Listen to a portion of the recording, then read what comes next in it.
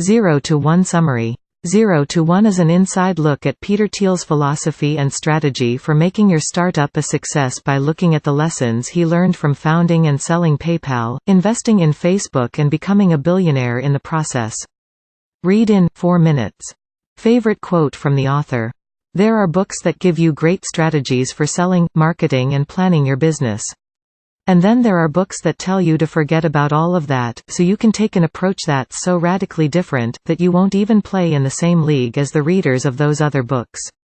This is one of those books. Peter Thiel is an anomaly, to say the least. A chess master under age 21, a doctorate in law by age 25, and a company sale for $1.5 billion at age 35. 0 to 1 will teach you the way he thinks, how he approaches business, and what you can do to build your startup's own future and shape the future of the world in the process.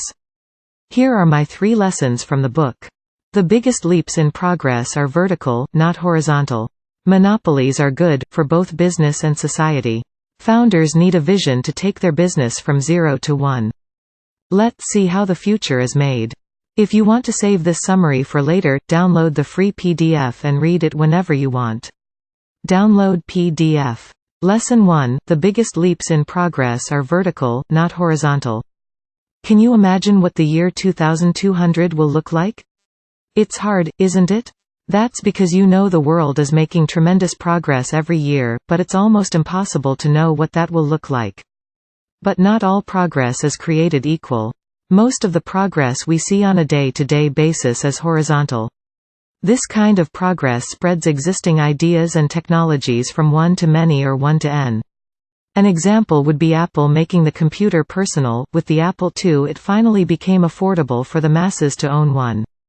Vertical progress is what it takes to go from 0 to 1 and create the technology or idea in the first place. Apple did this too when they came up with the iPhone in 2007 and changed the way we see and use phones altogether.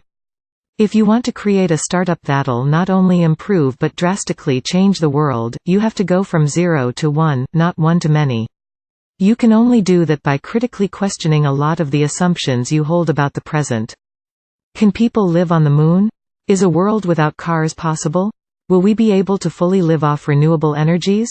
These are the kinds of questions you should concern yourself with if you want to play and win big. Lesson 2: Monopolies aren't bad. They're good. For business and society. How often have you complained about something not working the way you want it on a Windows computer? Don't tell me, I've been a Microsoft user, I know. With 75% of the market running on Windows, they're pretty much a monopoly, but is that really a bad thing? No. Peter Thiel says that a monopoly simply means one company is doing something so much better than everyone else, that simply no one else can survive. This is actually good for everyone. Think about Google. You love to use Google, because you know it's the best search engine out there. Google loves setting its own prices and reaping 25% of their revenue as profit, so it can make its service even better. And society should love it, because if ever someone came along and did beat Google, it would mean their search engine would probably have to be pretty spankin' fantastic. Monopolies are nothing to scoff at, they're actually what any business or startup should shoot for. Lesson 3: If the founders don't have a vision, a company can never go from 0 to 1. But building a monopoly surely doesn't happen overnight.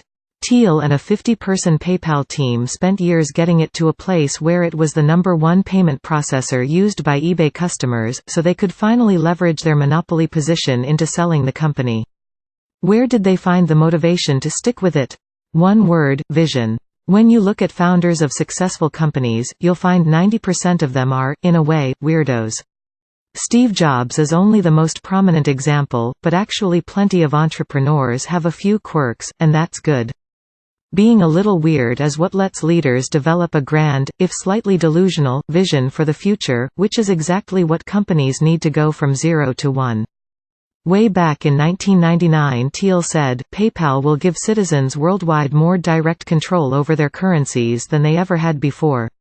A mouthful? Sure. But he was right. His vision of the future showed an entirely different reality than the one he lived in, and the drive it instilled in himself and his team is exactly what led them to creating the very future they imagined. So think big. As they say, shoot for the moon. Even if you miss it, you'll be among the stars. 0 to 1 review. I always wonder what the best approach to success is. Do you start small, build something, then make it a little bigger next time, and iterate year after year, until you have something big? Or do you go straight for the top? It seems like if you develop the mindset for the latter, you'll end up playing in an entirely different league right from the start. A radical and eye-opening book. Let the summary hook you and the book then convince you. Should you have even the slightest entrepreneurial inclination, then it's time you learn how to go from 0 to 1. What else can you learn from the blinks? The big mistake CV optimizers make. What the strategy as startups can use to actually become a monopoly. How focus will make your business profitable, if you're willing to put in the years. Why the people are what matters most in a startup, and which 3 things you should pay the most attention to when assembling your team. What can lead your startup to fail, even if you have the most innovative product in the world? Who would I recommend the 0 to 1 summary to? The 22-year-old with a grand idea, but not much support from friends and family, the 48-year-old CTO, with a focus on 1 to N, and anyone who studies economics. Learn more about the author. Read the full book summary on Blinkist. Get the book on Amazon.